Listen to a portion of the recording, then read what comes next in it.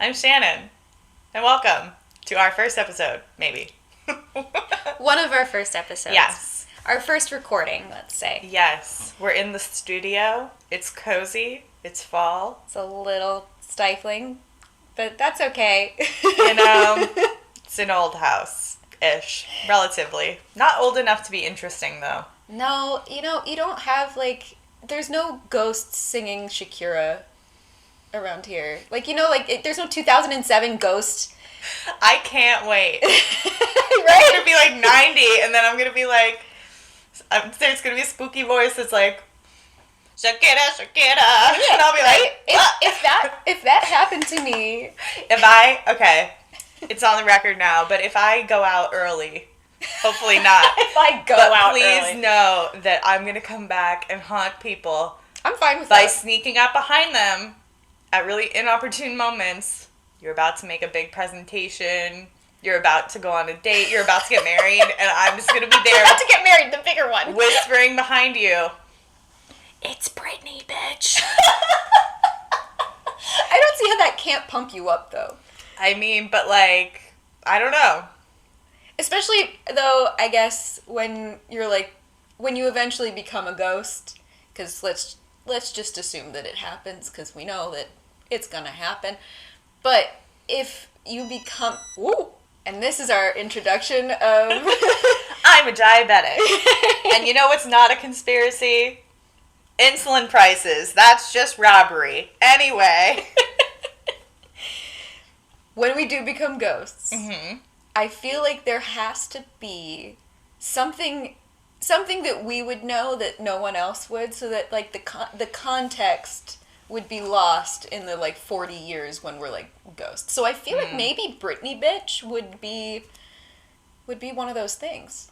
I don't know in 40 years if anyone's gonna really hold on to that pop culture reference. I mean, millennials, or I heard recently that we might be zillennials because we're in that awkward in between of millennials and Gen Z, which I was like, why do we like labeling things so much? I don't know. But we cling to nostalgia because we've experienced a lot of generational trauma. You know, you got 9/11. Fair. You got the 2008 stock market situation, recession. Not being able to find a job. The war on terror, which, I don't know how you combat a concept, but I feel like we can just acknowledge now that we're going to get political on this podcast. Maybe not in depth, but... We're in the DC area, for anyone who doesn't know, so it's a bit a part of our lives consistently. Also, we're in America, so it's a part of our lives constantly, but... Drop the Childish Gambino clip. Yeah! This is America. Oh, I love him. Donald Glover's amazing. All right, anyway. Sorry. Speaking of rappers... Oh? Transition.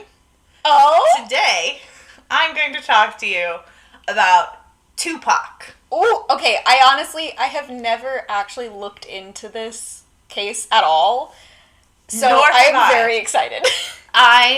This is the caveat. I mean, I feel like it's a caveat for the whole podcast, but specifically for me on this episode as your host, I might get some stuff wrong. This is a new field for me. I don't really listen to a lot of rap or hip-hop, but I can appreciate it as an art form. And I will get to what brought me to this case later in the episode, and it'll make a little more sense. All right, here we go. Very excited. Enough chit-chat. To the notes. The agreed-upon facts. Okay. So I'm going to lay out things that are not really in contention. Okay. So. Good to know. The things that should be believed. Yes. Got it. The artist known as Tupac, Tupac, or as it's published on his albums, the number 2, PAC. I didn't know Tupac. that. Yes. Was born LaShane Paris Crooks on June 16, 1971 in Harlem, New York. At age 1, he was renamed by his mother, Tupac Amaru Shakur. And the reason she did that is that she wanted him to have the name of revolutionary indigenous people in the world. Amen. So, Tupac Amaru means shining serpent, and Shakur means thankful to God. Note, because this will come back later, both Tupac's mother and birth father were active members of the Black Panthers. Ooh. So just hang on to that. Okay. All right, so then in 1984, he moves to Baltimore. He attends the Baltimore School of the Arts. He studies acting, poetry, jazz, and ballet. He's in Shakespeare. It's great. He wins like the best rapper contest at his school. He befriends Jada Pinkett, later to be married to Will Smith. Yeah. Apparently they were really tight. Cool. We're just skimming through the early years. In 1988, he moves to California. And in 1989, he starts recording, but he doesn't really break onto the scene, the rap scene, until 1991. His first album, you're going to appreciate this. Okay. Is named the number, Tupacalypse Now. Yeah. I love that. So, I love it so much. It's so silly. It's great. We love a pun. I do. And that is one thing that even though it's maybe not my go-to style of music to listen to, I so appreciate the wordplay and like the double meanings of words that come with rap music. Yeah. I think it's really, really And obviously he was genius. well versed enough in poetry that he like understood the form and all of that. Yes. So all right, that's and then awesome. We got a couple other fun little facts that I'm not going to go into super depth, but fun fact, Tupac auditioned for the Disney movie Cool Runnings. Really? Yes. Oh my gosh. About the Jamaican bobsled yes. team. DCOM, Disney Channel original. At one point, he and Madonna dated. Oh. I really didn't get into any further depth, but cool. And then, yeah. So Tupac is praised as one of the most influential rappers of all time, especially because his songs commented on issues faced by inner city residents. So he was commenting on systemic problems that were going on. It wasn't just like, this is my life and it's all chill and good. He was really drawing attention to it. So he is cited by many rappers today. 50 Cent was one of them that came up a lot. Jay-Z, highly influential. And he is part of the Hip Hop Hall of Fame and has won many other awards throughout his life. However, it was not all easy peasy. I'm clearly is that not your, a rapper. Yeah, is that your rap name? No. Easy peasy? Easy. Stop. Peasy. No. Please strike that. Strike it from the record. All right. Oh, but I like it. So he did face challenges with the law throughout various points of his life. There were gun charges, violent fights. I'm not going to get into it super in depth because that's not the conspiracy part of this story of his life. However, in 1995, he did go to jail for the sexual abuse or assault of a 19-year-old woman. So not great. We're acknowledging that. He is very well revered within his field. However, all of your faves are problematic. We will learn throughout this podcast. On that note, Tupac is the only artist to have an album at #1 on the Billboard charts. The album was Me Against the World while incarcerated. Oh. Yeah. Which, I guess was never a statistic I considered, but is clearly one that exists. That's fascinating. Indeed. And Tupac, throughout my research, was described very much as a hard worker. His work ethic was off the charts. Literally, the day he came out of jail, he went to the studio. He was recording 3 tracks a day, and he was of the opinion that if you could not rap your verse completely in one take, you were not an experienced rapper. Like, you shouldn't be recording, because if you needed to practice, get out of the studio. Which I think goes to show how elite of a level rapper he was. So, he was involved in the East Coast versus West Coast rap rivalry. And he represented the West Coast, even though he was born in New York and at one point went by MC New York. He was repping the West Coast because he was signed by Death Row Records, which was based in Los Angeles. Biggie. Yes. Okay. So this is the portion where I'm like, yes, Tupac, Biggie, those are the only things I know about this case. Yes. Biggie, also known as the Notorious B.I.G., was an East Coast rapper, but actually before they kind of got into this feud of East Coast versus West Coast, they were friendly, and Tupac gave Biggie advice. Like, Biggie wanted Tupac to kind of be his mentor and to take him on, and Tupac actually was like, no, you should stay over here with these folks because they're going to get you much further. P. Diddy, he recommended that Biggie go with Diddy. Clearly, you're very happy with that. Clearly, I am not used to these names, but they were big players in the scene. And, all right. I just loved your face. Biggie and Diddy. Look, because it's a new field for me, I really want to try hard to say things correctly. No, I and know. not just be like, just what's his name? My brain was picturing the article, and I was like, Sean Diddy Combs. See, this is why we take notes. All right, anyway. Jump to September 7th, 1996. Tupac and Suge Knight, who was then the CEO of Death Row Records, so basically Tupac's boss, but also his friend, and their friends had just seen a Mike Tyson fight at the MGM in Las Vegas. Ooh, Vegas. Yes, we're in Vegas. Picture it, the lights, the casino.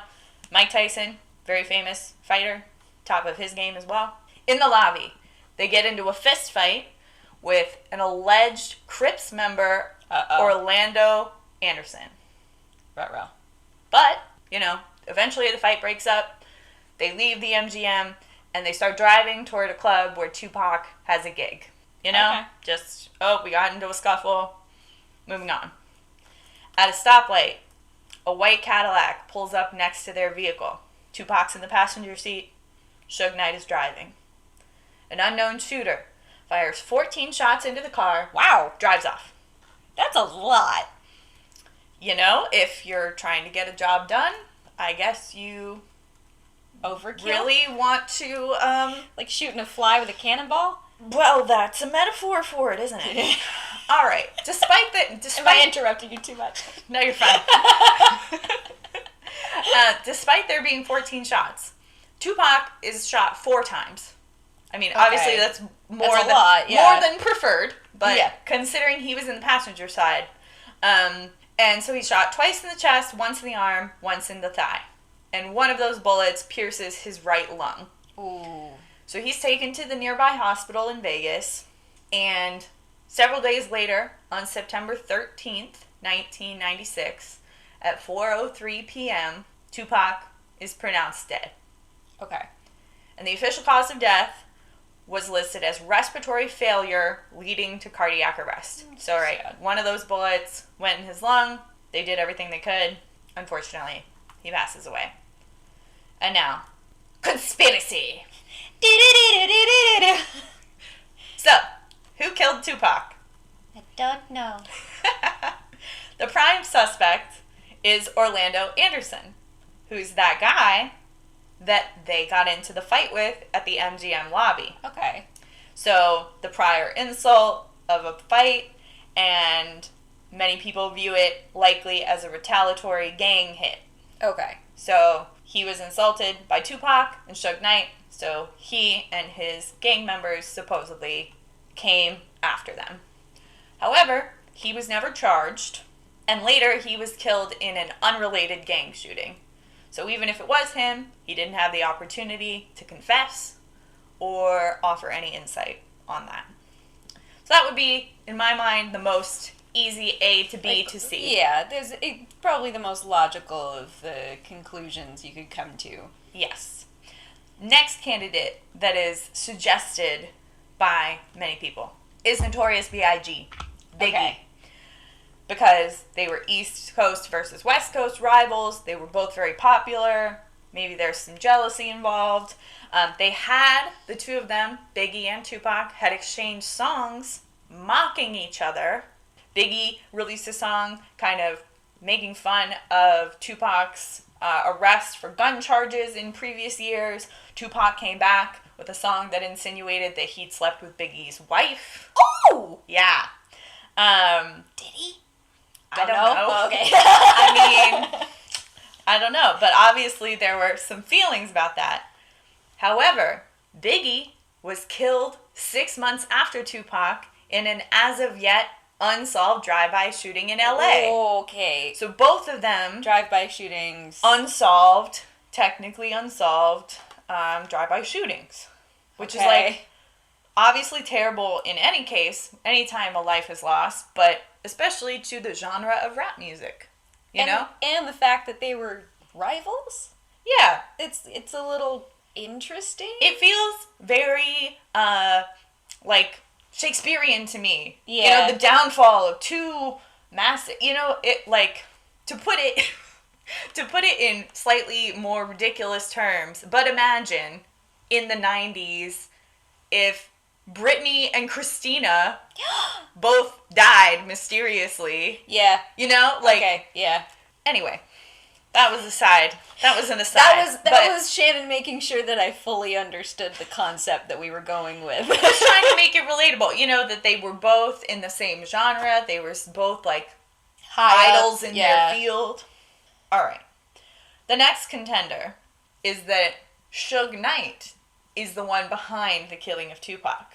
Wait, okay, but he was in the car. How did he not get hit? Did he get hit? However... We did not discuss this. I'm asking questions you are about to answer, right? You are correct. Okay. So, there were rumors that Tupac was going to split off from Death Row Records to start his own label. Okay. So, Suge Knight was worried as the CEO, he's maybe going to lose one of his, like, main people, his, like, cash cow. Interestingly, Knight walked away from the shooting with hardly any injuries. He had, like, a grazed temple. Ooh, okay. Wait, suspicious. Where did the other 10 bullets end up? I assume in the car. Okay. I've never shot into a vehicle before or shot anything ever. A paintball gun. I was going to say, not even a t-shirt cannon? No. That implies that I go to sports games. And that I was a mascot. No, although one time I did dress up as Dora the Explorer for a volunteer event. I needed volunteer hours for NHS in high school. Wait, in like the big head, yeah. Oh my god! Would not recommend. Anyway. No. That's so hilarious to me. You were in high school? Yeah. Where were you? So my friend Amanda, shout out to you if you're listening. You're probably not because you're a nurse. Thank you to all of our nurses. Amen. But her mother, also involved in the medical field, got us connected. There was like a family fun day at a hospital. Oh, okay. Like a community day. Okay. This makes much more sense now. I lucked out because Amanda was in the Scooby-Doo costume. So hers was furry. Oh. Yeah. Anyway. Sorry. Back to Suge Knight. He did not have very many injuries. Very suspicious, right? Okay. Yes. And in 2017, he spoke on a theory that his ex-wife and former head of security actually put out the hit on him to gain control of the record label. So he's saying, why would you say that I'm trying to take out Tupac? Actually, they were coming for me, but they got to... Basically saying Tupac just got caught in the crossfire. But the 4 bullets that hit him and then hit Suge. Yeah. And both his ex-wife and former head of security deny any allegations, obviously, but just thought that was interesting. What's that? Yeah. But then, finally, Uh-oh. the most interesting option. Oh, no. Psych! Tupac is still alive. I really like this as, like, a thought in terms of, like, anybody who's ever died. Like, Elvis, potentially Paul McCartney, we'll get there. All of that, because there's so... I want to know what the evidence is. Let me stop talking. You tell me. Let's go. Okay. So, and I will share my sources at the end, because there are lots of sources. But one of the things people point to is that the coroner's report lists Tupac's height as 6 foot and his weight as 215 pounds. However, his latest driver's license showed that he was 5'10" and weighed 168 pounds. What?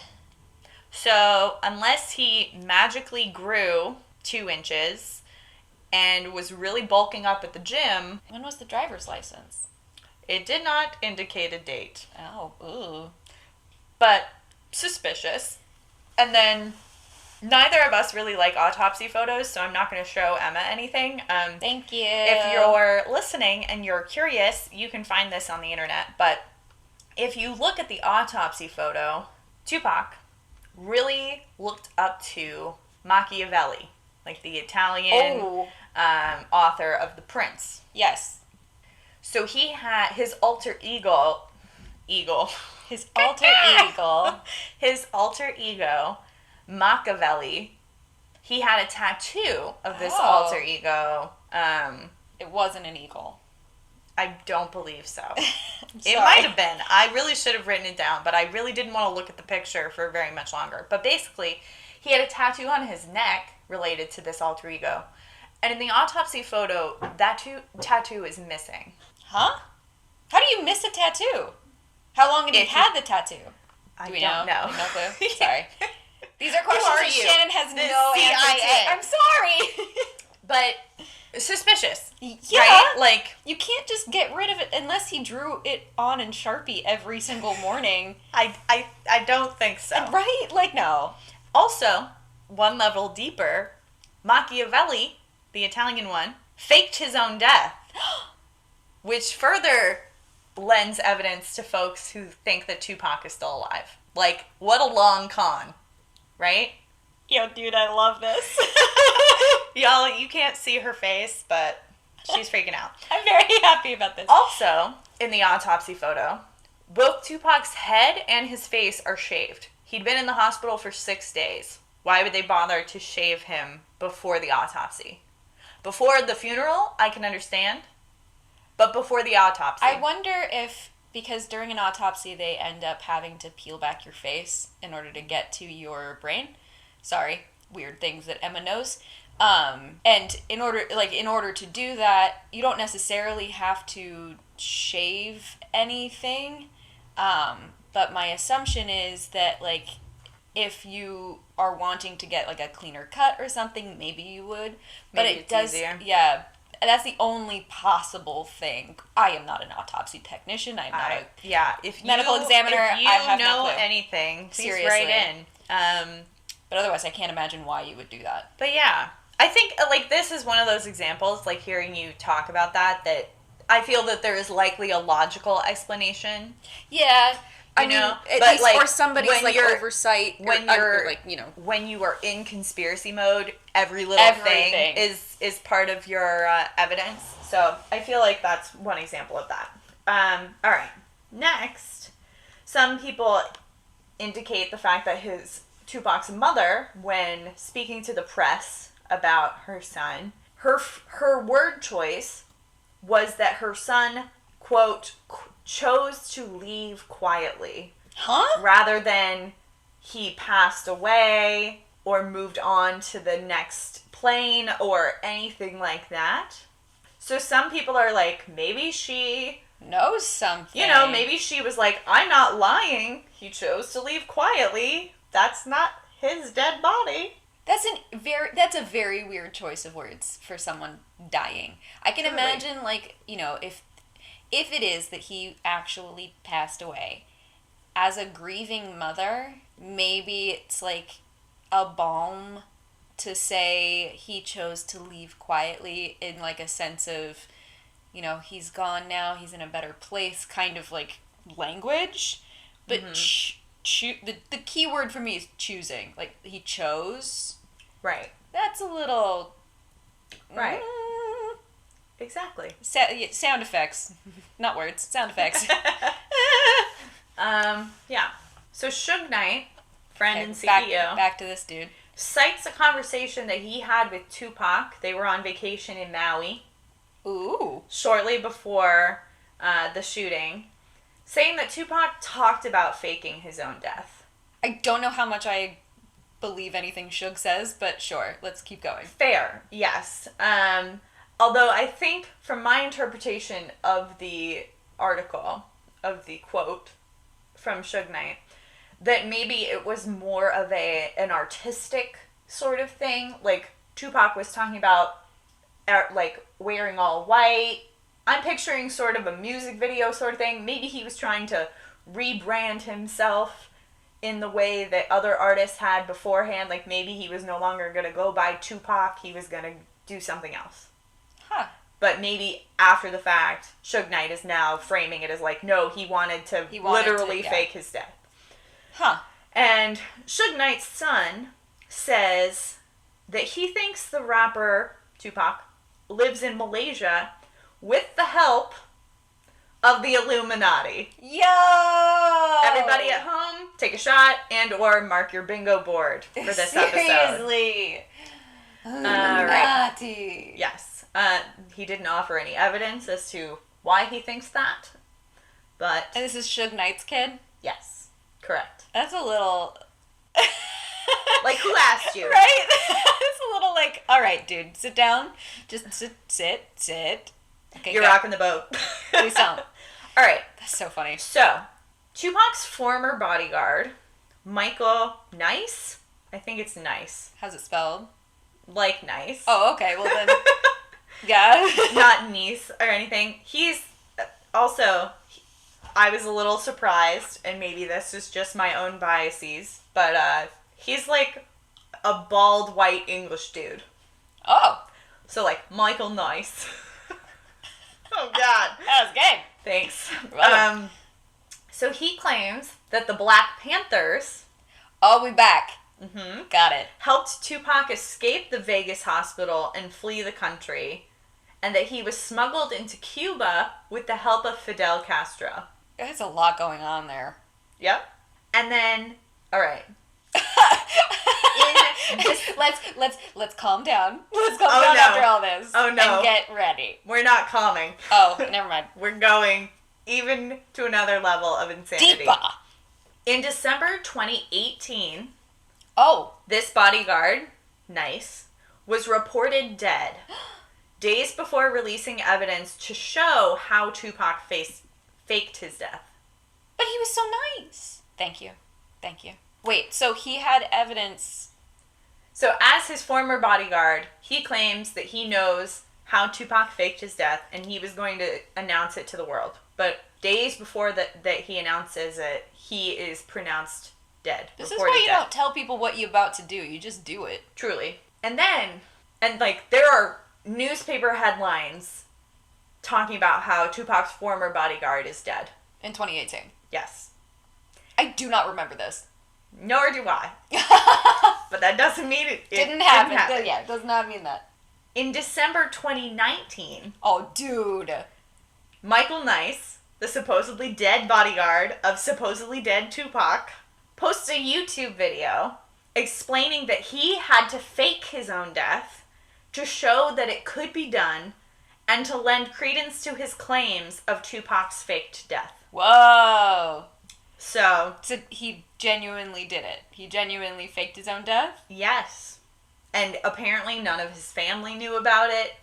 That's a little rude. In the video, he's like, there are people close to me who are going to be deeply hurt, but I had to do this. Basically, he also claims that people were going to kill him for revealing the secrets, so he had to fake his death for his own safety. Okay. But also to prove that it could be done. Okay, so basically he said, I'm going to reveal things, dies, comes back, and is like, told you I could do, like, this could be done, and now I can reveal things. Right. But I couldn't because they were going to kill me. Has he revealed anything? No? He just posted the video of, like, it can be done. Perhaps. I don't know why that was my British accent. I did not delve deeply into it. Okay, fair enough. But also, I will take the critical stance that some random white dude is probably more capable of faking his death than a world-famous rapper like Tupac. Fair. You know what I mean? Yeah. Like, it would be one thing if, like, Madonna supposedly faked her own death, but then it's like, Madonna's housekeeper did the same thing to show that it could be done. It's like, well... I don't know Madonna's housekeeper's name or face. Yeah. So then there's this fun little graphic of Tupac sightings since his death in 1996. I'll try and go in chronological order. Okay. In 2004, there's a photo of him in Cuba. Interesting. Mm-hmm. Okay. Yes. And then 2011, he's photographed at a Wall Street protest in New York City. Okay. Everyone remember Occupy Wall Street? No. Remember those times? I do, but yeah. I don't remember seeing any photographs of that. No. And then in 2012 in Sweden. Sweden? Okay, let's take that for a second. Sweden is populated majority-wise by tall white people. If you are able to find anyone, it would be a tall black guy. But also... in Sweden. But also, I feel like Scandinavian countries are both metaphorically and climatologically... Climatologically? It's probably not a word. But they're chill. Maybe Tupac just wanted to... chill out with the Scandies? To go to Europe. I don't know. I've never been fake dead before. And then there were sightings in 2014 in Los Angeles, in Boston. He's just hopping on planes and yes, going everywhere. The most recent one on this map is in 2018 in Somalia. Okay. This map does not indicate any sort of sourcing material behind any of them. Okay. But we will post it on the Instagram. So those are kind of the general contenders. Okay. And then I just have some more like miscellaneous fun facts / to show the influence that Tupac has had. Okay. And in a roundabout way to lead you to what brought me to this topic. Yes. So in 2014, Holler If Ya Hear Me ran on Broadway. I didn't want to say it in a rude way. I'm not making fun of it. No, I know. But it's spelled ya, like Y-A. Holla If You Hear Me. Yeah. Ran on Broadway for 6 weeks before closing. Is inspired by the rapper's lyrics and his music. Interestingly, the producer of the show said this: if we don't succeed, it's going to be difficult to do another rap or hip-hop show on Broadway. Ha! Lies. 2 years later, Hamilton won like 16 Tony Awards. But related to Hamilton, I went back through the archives and found a Tumblr post that is actually a really great resource that if you are, like the two of us, new to rap music, but you really enjoy Hamilton, it's kind of a sampler of hip-hop. So like if you like this character's songs, you'll probably like this style of rapper. Or if you like this song in particular, listen to this artist. And then they also had like which rappers would these characters listen to. Like that's cute. Who's on Hamilton's playlist. That's cute. So basically, Tupac is categorized as gangsta rap and is most analogous to Hercules Mulligan in the musical Hamilton. Oh, that makes me happy. Just to give you an idea, kind of a style of music. All right, moving right along. In 2017, there was a biopic called All Eyes on Me. Eyes with a Z. Okay. In 2018, there's a dramatic Netflix series, so not a documentary, which I felt was important to clarify, called Unsolved, Tupac and Biggie. Since both of them, their deaths remain technically unsolved. So we can give that a watch and report back maybe at a later time. In 2018, there's a book, a young adult novel called The Hate U Give. And that was also turned into a movie. So Tupac is a major inspiration and influence on the main character, who's a young black woman who is faced with the unlawful shooting of her friend by a police officer and the subsequent protests and uprising in her community. And one of the kind of things that keeps recurring is the term thug life, which is actually It's an acronym for that Tupac created. So Tupac came up with Thug Life, which stands for the hate you give little infants F's everybody. So, okay. The Hate You Give is the name of the movie and the book. And there's a 5-part docuseries on FX about Tupac and his mother. It was announced in August of 2019. I couldn't find anything if it has been released yet. And then there was an article that I read from February of 2020, February of this year.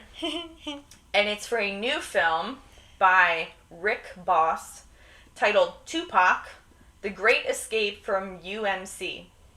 And UMC is the hospital where Tupac was held. Yes. But not the United Methodist. But he alleges that he obtained the information about Tupac's survival through the rapper's family and close circle of friends. And he said the following: "You can write a fiction story, but this is not fiction. This is facts through certain people I know." Which is a segue to what brought me to this topic in the first place. I read an article that was recapping one of Kamala Harris, vice president nominee, one of her interviews. It was a very lighthearted interview. They were framing it as helping her with some debate prep. So they were doing rapid fire questions. Okay. Like, what's your best thing that you cook in the kitchen? Things like that. She was asked who the best rapper alive is. Without hesitation, she says Tupac. And the host is like, famous Unsolved he died. murder? He's not alive. And Kamala Harris said, not alive, I know. I keep doing that. Keep doing that to who? Does she know something? Also, please register to vote. Make a plan. Thank you. What? Okay, but why would she know? I don't know, but she's influential. That's true. She's high enough up on the food chain. I mean, she's been in government for a while. I don't know. They did not speculate other reasons, but I just found it very interesting. That's fast. I keep doing that. I read that article. I was intrigued, and I think it's politically timely in our current 2020 hellscape that we mention somebody.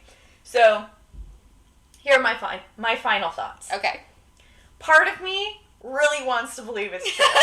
Like, the part of me that has binged the Fast and Furious movie franchise on multiple occasions wants to believe it's true.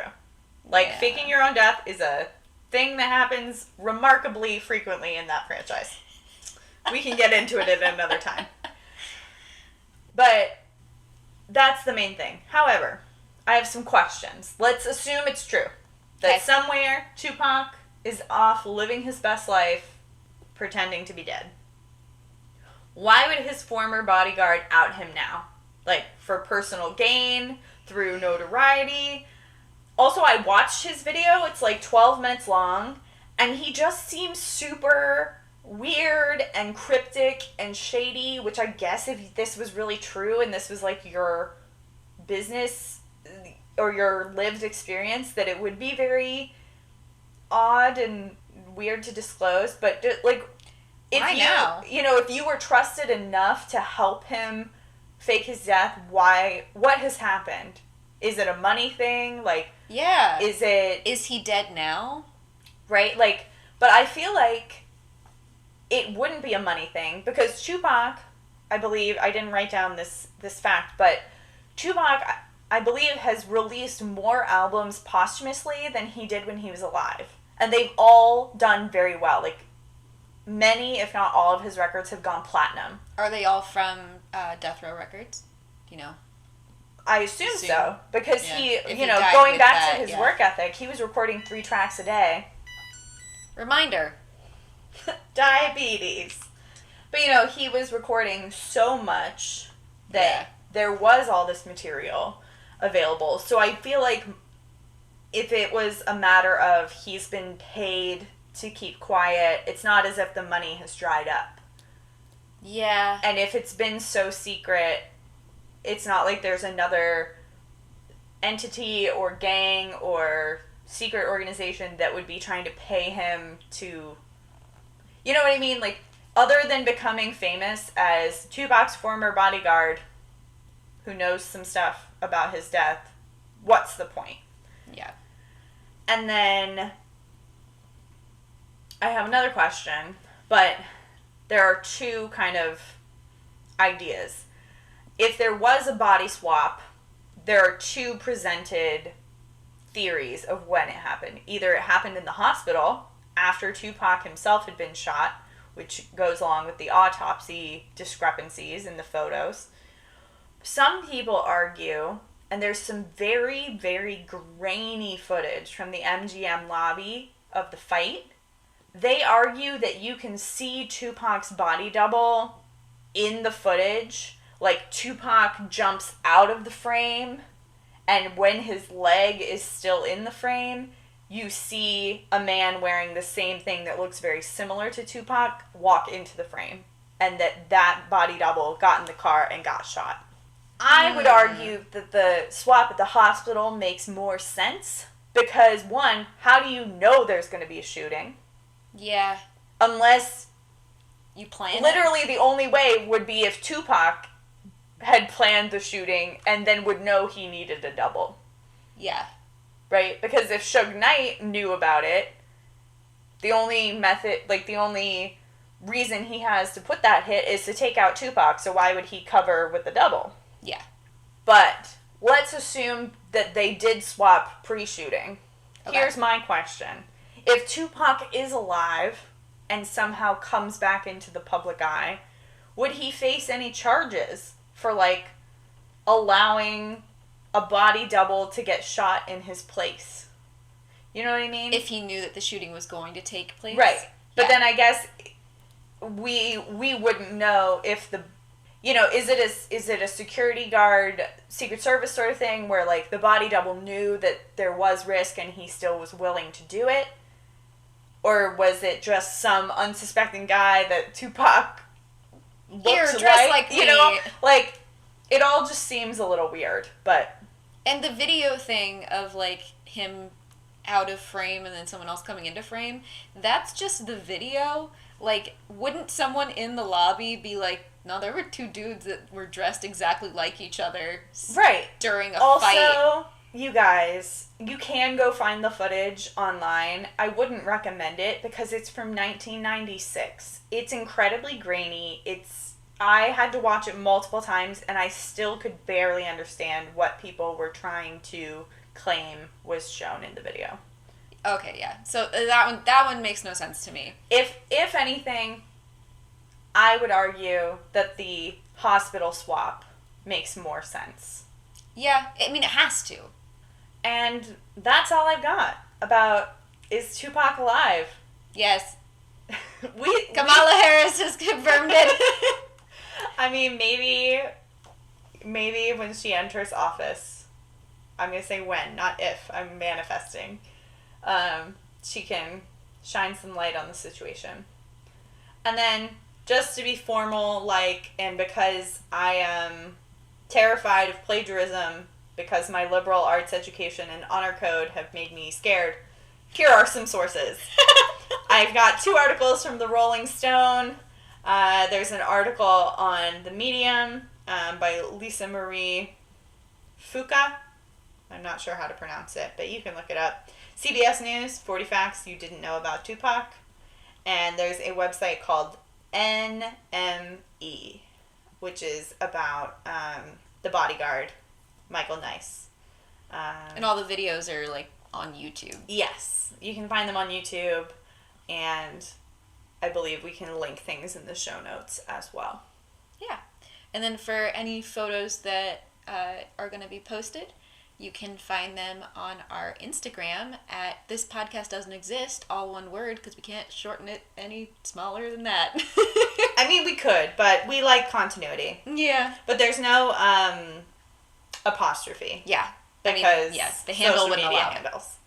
But yeah, that is my journey into the mystical and mysterious world of rap music in the mid-90s and unsolved drive-by shootings. Yeah. I mean, I wonder if Tupac was shot and then Biggie was shot 6 months after, if Tupac was still alive, was he the shooter?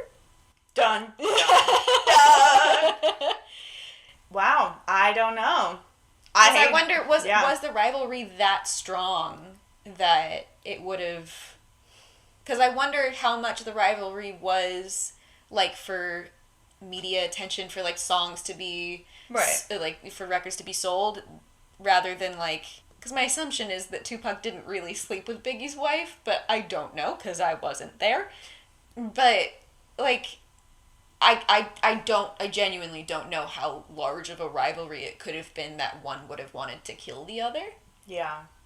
I mean, my little Hufflepuff heart just wants to believe that Tupac faked his own death and then helped Biggie fake his death, and they are just palling it up somewhere in Cuba, living their best lives. Oh, that's right, they're at the Cuba. And like, I just want to believe that Tupac is like a really chill SoundCloud DJ.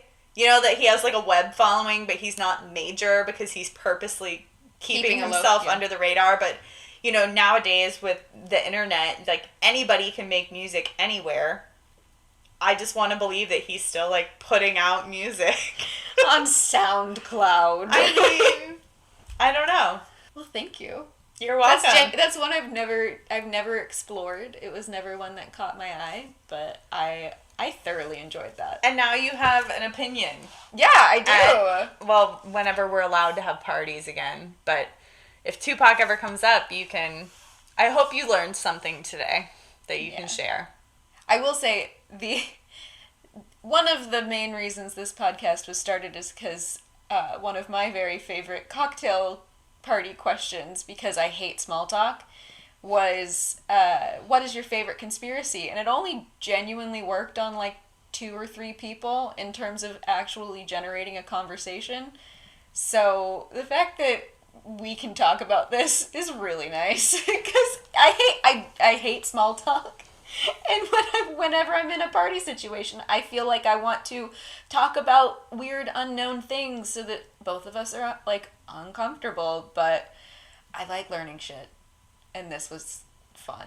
I like learning shit. Unofficial tagline. I do. I like learning shit. Put it on the merch. Put it on the mug. The more mugs, more mugs. Anyway, I hope we all learned something today. Now you have something to talk about on your next Zoom happy hour. Yeah. Oh, wow. Well, if you have a topic that you'd like to share, that you like to regale people with on your Zoom calls or in-person parties, shoot us an email. This podcast doesn't exist at gmail.com. No apostrophe, obviously, because that's just how formatting works. If you have thoughts about Tupac, about Kamala Harris, about any other conspiracy theories, we would love to hear them. But yeah. And remember, this podcast doesn't exist.